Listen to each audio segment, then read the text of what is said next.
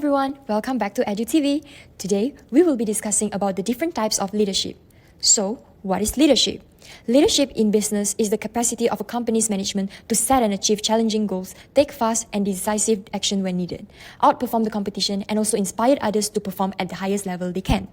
It can be difficult to place a value on leadership or other qualitative aspect of a company versus quantitative metrics that are commonly tracked and much easier to compare other companies. And leadership can also speak to a more holistic approach, as in the tone a company's management sets or the culture of the company that management establishes. There are different types of leadership. So now let's have a look at an example of an autocratic leadership. Okay, good morning everyone. So I guess everyone know what's the point of we having meeting today. Because of our constantly dropping sales. So I want to know what is the solution from each department. Started off with marketing department. Recently our internal publicity team got some conflict. Fix it. Fix all your relationship with your colleagues. It's none of my business. Fix it among yourself. Next problem. Our brand deals from last month. Find a better brand deals, please. I've seen the person that you guys found. It's quite terrible, honestly. Find a better one. There's so much other better influencers out there. Next, production team.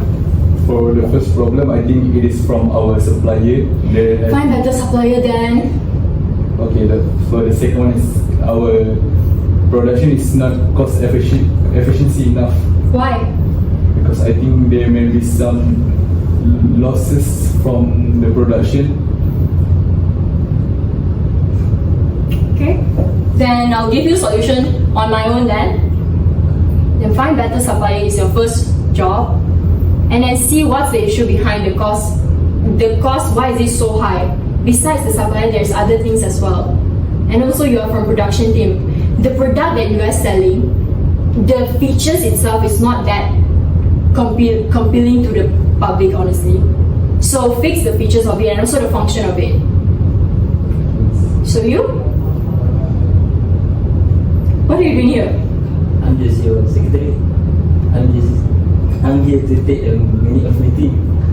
Autocratic leadership, also known as authoritarian leadership. It is a leadership style characterized by individuals' control over all decisions and little input from group members. Autocratic leaders typically make choices based on their ideas and judgment and rarely accept advice from followers. Autocratic leadership also involves absolute authoritarian control over a group. Like other leadership styles, the autocratic style has both some benefits and some weaknesses, while those who rely on this approach too heavily are often seen as bossy or dictator-like. This level of control can have benefits and be useful in certain situations. Autocratic leadership style is best used in situations where control is necessary, often where there is a little margin for error. When conditions are dangerous, rigid rules can keep people out of harm's way. There are some advantages and disadvantages of autocratic leadership. Now let's look into the advantages of it. So the first one is it allows quick decision making, especially in stress-filled situations. And it also offers a clear chain of command and also oversight. And third is work well where strong directive leadership is needed. And then let's look into the disadvantages. So the first one is it discourages group input. Then it hurts morale and leads to resentment. And lastly, ignores or impairs creative solutions and expertise from subordinates. Let's have a look at democratic leadership. Democratic leadership, also known as participative leadership, is a management style where leaders encourage team members to participate and give their input during the decision-making process. This style values collaboration, open communication, and the input of employees at all levels. Often, there is a strong emphasis on two-way communication, and employees feel more empowered and motivated when their opinions are considered in the decision-making process. Example of companies adopting this leadership style in Malaysia are Petronas, AirAsia, and Maybank. Good morning everyone. So, have you had your breakfast today? Yes. I hope so, because I think I need your full concentration for this meeting. So actually last week I have met with the board of directors. They told us that we are currently seeing a constantly dropping of sales from our company. So today our goals is to find the problems and the solutions so that we can enhance our sales for the next period of time. So okay, we start off from the marketing team. Maybe you can share, Pooja, what's your department problem? I think our recent issue is that we've been having internal conflicts between our publicity team.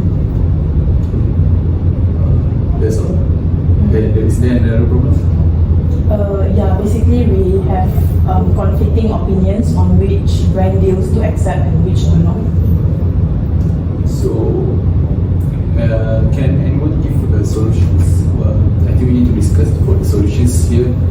I think for the brand deals, we can find some famous influencers because recently there is one girl, her name is Siti Hani. She's quite famous on Instagram and also TikTok, and she loves to share all the handbags collection that she has. So if we can collab with her, because her, how to say, her, like people know her, like, and she's viral on TikTok recently. So if we can really collaborate with her, it will be really good for our sales. Like we can attract more customers. Okay, can you share her contact with me? Yeah, sure. I'll share it to you later. Okay, good. Maybe you can contact her later. POOJA. So, from the production team, is there any problems that you can share with me? For the production, the problem is our supplier sell their raw material very expensive. So, do you think that it is possible to for us to find another supplier, or just go on with the current supplier? I think possible for us, and I'll try to find a new supplier. Anyone got any Contact. perception? I mean, like what? do we need to change our supplier? Oh, Is it? I mean, if the raw materials is way too expensive for us to take out the cost, then I think we should try to find new suppliers lah. So maybe Zul, later you can find a few of the suppliers and give a short list to me, the short list of the supplier to me. Yes, So by this week. maybe by this Friday, I need it by this Friday so that we can settle it by next week. Okay. I think we can dismiss our meeting today. So hopefully, I think I will conduct the next meeting on next Wednesday to see the progress from the leadership department. Thank you all. Okay. Have a good day. Now, when is democratic leadership best used? Firstly, when the team consists of skilled and knowledgeable members whose input can significantly contribute to the decision-making process. Next, when creativity and innovation is needed during the problem-solving stage. Thirdly, when a company or its management is faced with complex problems that require diverse perspectives to solve. And lastly, when the team has plenty of time, allowing employees to voice out various solutions, develop a plan, and vote on the best course of action. Moving on, let's look at the pros and cons of democratic leadership. Some of the common upsides of democratic leadership is enhanced creativity and better decision-making among employees. Besides that, active participation also increases employee engagement and improves team collaboration in the workplace setting. However, democratic leadership also has its downsides. First of all, it is pretty time-consuming since it requires group discussions. In addition, it increases the risk of conflict among employees, say if there are opposing opinions. Next, this leadership style heavily relies on team participation, which may not always be ideal. And finally, there might be possible lack of direction, leading to struggles in reaching a consensus. The third and final leadership style we will be discussing is laissez-faire leadership. Laissez-faire leadership is a hands-off management style where leaders provide minimal supervision and allow employees to make most of the decisions. This approach trusts employees to take responsibility for their own work and use their expertise to complete tasks. In that sense, it is the opposite of autocratic leadership, as leaders offer little guidance and leave decision-making to team members. Examples of companies in Malaysia with this leadership style are Grab and iFlix. Okay, good morning everyone. Welcome to our third meeting. Recently, our company has faced constantly drop in sale. So, let's hear from R&D department. What's your problem? Okay, thank you, Mr. Zul. I think from our research and our study from our previous sales strategy, it is actually quite inefficient if we produce all the three products that we sell, which is sling bag, handbag, and backpack in like equal production. I think we need to specialize on one product and reduce the other product production. I think we need to focus more on one product to enhance our sales. So recently we got statistics that actually from the 3 products that we sold, the highest selling product was handbag. So I think we need to focus on the production of handbag. Like we can increase the production of the handbag and like maybe reduce. If I'm not mistaken, I can maybe I will check it later. From the 3 of the product, the least light of the product was the sling bag. Maybe because it is not trendy and people nowadays currently not use it anymore. So we can reduce the production of the sling bag and put the cost of the sling bag into the handbag to produce more handbag. Okay. As what Fitri mentioned, for the production team, what's your input? Thank you, Mr. Zul. Based on what Mr. Fitri said, I agree also partially because recently the suppliers that we are contacting to get the raw materials for our sling bag, we've been having some issues with delivery because they've been delaying their delivery. So I think it's for the best that we reduce our sling bag production and focus more on our handbag production. So yeah, the production team will look more into it.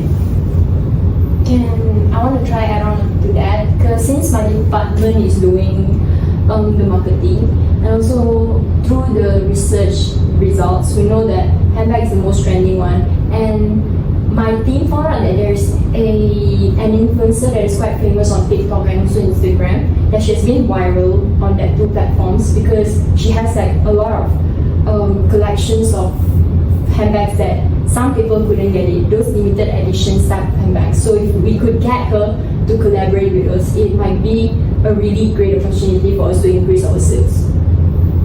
So about the influencer, what's her age range? Oh, she's quite young actually. I think she's our target audience. Like she suits our target audience because she's around like 20 above probably like 22-ish. Yeah, in the middle range of like a young lady range. Yeah. Okay, I think I can depend on you guys because I know you guys are the best for this work. So let's do. Maybe we can get a bonus by the end of the year, boss. I will think later. Okay. Laissez-faire leadership is best applied when the team consists of highly skilled and experienced professionals. These individuals often possess the expertise, self-discipline, and motivation needed to operate with minimal oversight from higher-ups. They also have a deep understanding of their field and are comfortable with making decisions independently. As such, there is usually a high level of trust between the management and employees within this leadership style. Like the other leadership styles, there are certain pros and cons of laissez-faire leadership. Some of the advantages include a higher sense of innovation and creativity among employees. This approach also empowers employees and allows them to develop admiring qualities like good leadership skills. It also reduces managerial burden as leaders do not micromanage their employees and instead focus on strategic planning. Now, some of the downsides include a lack of clarity in the roles of employees, as well as lack of accountability among employees since the lines of segregations of duties begin to blur. There is also increased risk of miscommunication and low productivity among employees since they are not being supervised much. Lastly, this leadership style does not suit everyone as not everybody can handle the responsibility that comes with this type of leadership.